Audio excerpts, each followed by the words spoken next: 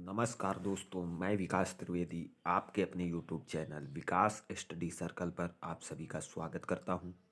दोस्तों, हिस्ट्री की क्लास में हम लोग प्राचीन भारत पर चर्चा कर रहे थे, जिसमें हमने आपको बताया था दोस्तों कि प्राचीन भारत को तीन भागों में डिवाइड किया गया था।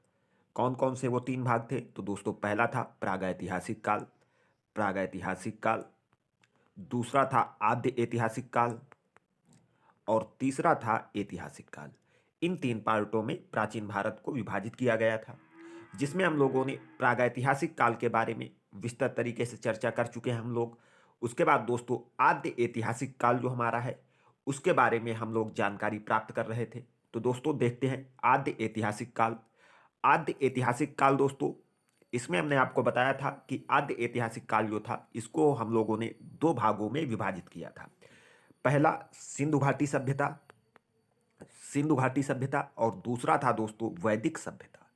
और इसमें दोस्तों सिंधु घाटी सभ्यता का जो टाइम पीरियड था, वो 2400 ईसा पूर्व से 1700 ईसा पूर्व तक माना गया है।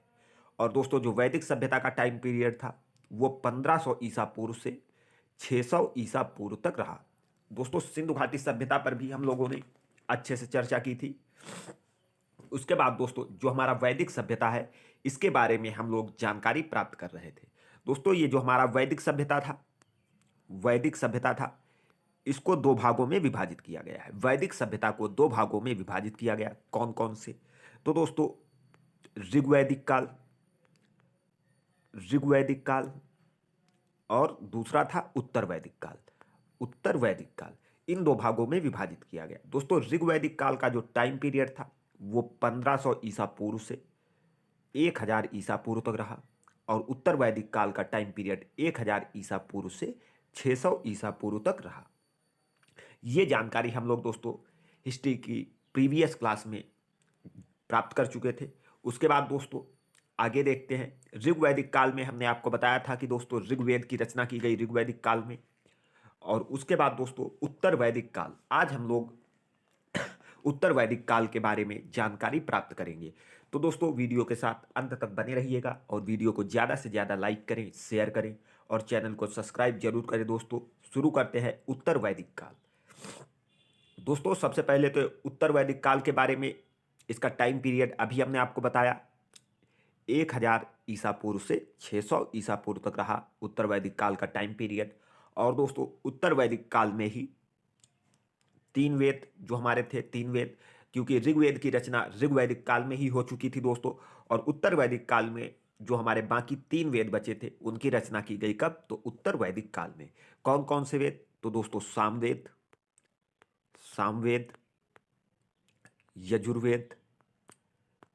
यजुर्वेद, और अथर्ववेद। ये दोस्तों तीन वेद जो थे, इनकी रचना की गई उत्तर वैदिक काल में। और दोस्तों उत्तर वैदिक काल में और क्या किया गया? तो उत्तर वैदिक काल में दो ग्रंथों की रचना भी की गई। उत्तर वैदिक काल में दो ग्रंथों की रचना की गई। वो कौन कौन से दोस्तों ग्रंथ थे? तो पहला था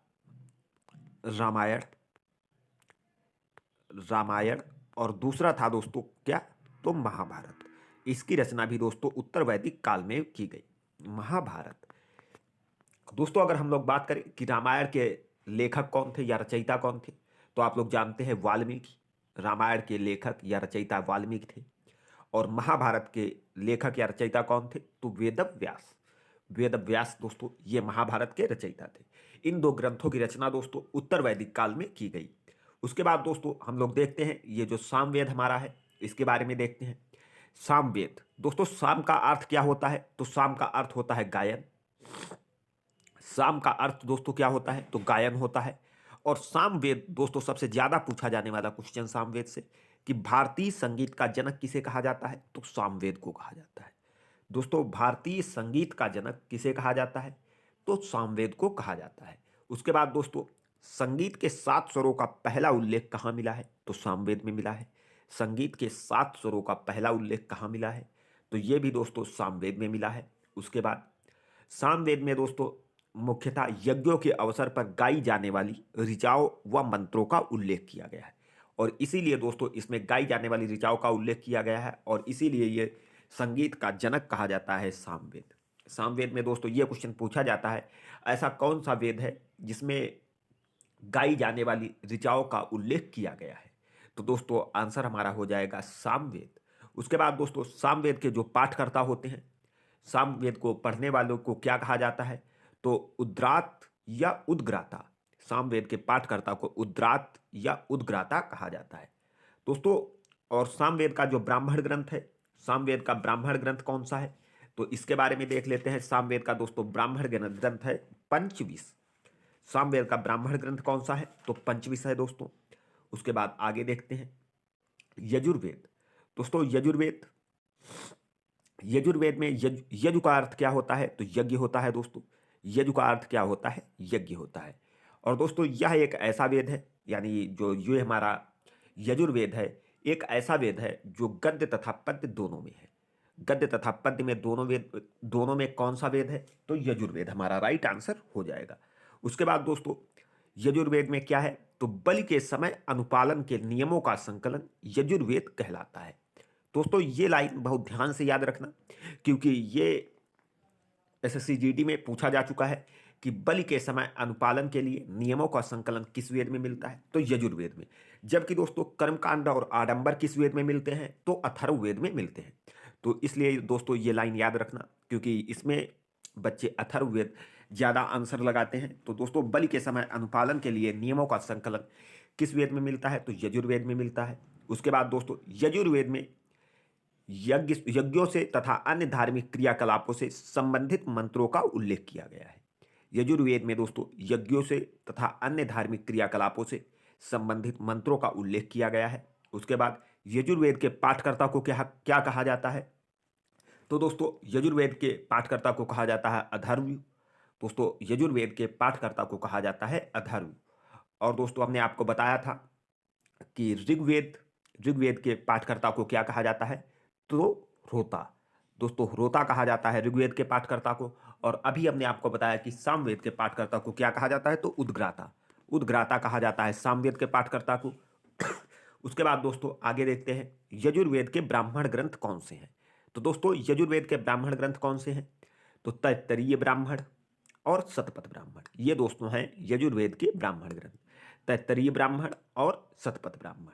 दोस्तों हमने आपको बताया था कि ऋग्वेद के दो ब्राह्मण ग्रंथ हैं। ऋग्वेद के दो ब्राह्मण ग्रंथ हैं, एक ऐतरेय ब्राह्मण, एक कौन सा? तो ऐतरेय ब्राह्मण।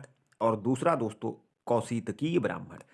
कौशितकीय ब्राह्मण ये दोस्तों यजुर्वेद के ब्राह्मण ग्रंथ हैं। ऋग्वेद के दोस्तों ऋग्वेद के ब्राह्मण ग्रंथ हैं ऐतरेय ब्राह्मण और कौशितकीय ब्राह्मण। यजुर्वेद के ब्राह्मण ग्रंथ हैं तैत्तरीय ब्राह्मण और शतपथ ब्राह्मण। सामवेद का ब्राह्मण ग्रंथ कौन सा है? तो दोस्तों सामवेद का ब्राह्मण ग्रंथ है पंचविश ब्राह्मण। उसके बाद दोस्तों अगला हमारा वेद है अथर्ववेद। दोस्तों अथर्ववेद ये सबसे नवीनतम वेद है। अथर्ववेद जो हमारा है ये सबसे नवीनतम वेद है। और दोस्तों सबसे प्राचीन वेद कौन सा है? तो सबसे प्राचीन वेद ऋग्वेद है। हमने आप लोगों को बताया था दोस्तों कि ऋग्वेद की रचना ऋग्वैदिक काल में हुई। और ऋग्वैदिक काल का टाइम पीरियड दोस्तों कितना रहा? तो 1500 ईसा पूर्व से 1000 ईसा पूर्व। तो दोस्तों सबसे प्राचीन वेद हमारा ऋग्वेद है और सबसे नवीनतम वेद हमारा कौन सा है? तो अथर्ववेद है। उसके बाद दोस्तों अथर्ववेद में कन्याओं के जन्म की निंदा की गई है। दोस्तों ये क्वेश्चन पूछा जाता है कि किस वेद में कन्याओं के जन्म की निंदा की गई है? तो दोस्तों अथर्ववेद में कन्याओं के जन्म की निंदा करता है ये अथर्ववेद। उसके बाद अथर्ववेद में दोस्तों सभा एवं समिति को प्रजापति की दो पुत्रियां कहा गया है। अथर्ववेद में अथर्ववेद में दोस्तों सभा एवं समिति को प्रजापति की दो पुत्रियां कहा गया है। उसके बाद आगे देखते हैं अथर्ववेद के कुछ मंत्र। दोस्तों अथर्ववेद के कुछ मंत्र ऋग्वैदिक मंत्रों से भी प्राचीनतर हैं। अथर्ववेद में दोस्तों हमने आपको बताया था दोस्तों इसकी रचना नहीं की गई है, वेदों की रचना नहीं की गई है, इसका संकलन किया गया है। तो दोस्तों अथर्ववेद का जो संकलन किया गया है इसमें कुछ मंत्र जो ऐसे हैं जिनके ऋग्वेद में मंत्र दिए गए हैं उनसे भी प्राचीनतम है। उसके बाद दोस्तों अथर्ववेद में अंधविश्वास, वशीकरण, जादू टोना आदि का भी वर्णन है। अथर्ववेद में दोस्तों अंधविश्वास, वशीकरण, जादू टोना इन सभी चीज़ों का वर्णन है। और अथर्ववेद के पाठकर्ता को क्या कहा जाता है? तो दोस्तों अथर्ववेद के पाठकर्ता को कहा जाता है अथर्वा या ब्रह्मा। दोस्तों अथर्ववेद के पाठकर्ता को क्या कहा जाता है? अथर्वा या ब्रह्मा कहा जाता है। उसके बाद दोस्तों अथर्ववेद के ब्राह्मण ग्रंथ कौन कौन से हैं? तो दोस्तों अथर्ववेद के ब्राह्मण ग्रंथ हैं गोपथ ब्राह्मण। तो दोस्तों अथर्ववेद का ब्राह्मण ग्रंथ कौन सा है? तो गोपथ ब्राह्मण है। तो दोस्तों उम्मीद करता हूँ आपको ये चीज़ बहुत अच्छे से समझ आ गई होगी कि ऋग्वैदिक काल में किस वेद की रचना हुई और ऋग्वैदिक काल का क्या टाइम पीरियड रहा और ऋग्वेद के जो पाठ करता है उसको क्या कहा जाता है और उत्तर वैदिक काल में किन वेदों की रचना हुई है और किन ग्रंथों की रचना हुई, इन सब के बारे में हमने आपको बता दिया है। अगर दोस्तों आपको ये क्लास अच्छी लगी है तो वीडियो को ज़्यादा से ज़्यादा लाइक करें, शेयर करें और चैनल को सब्सक्राइब जरूर करें। दोस्तों मिलते हैं अगली क्लास में, महाजनपदों का उदय, इसके बारे में जानकारी करेंगे। तब तक के लिए धन्यवाद। जय हिंद।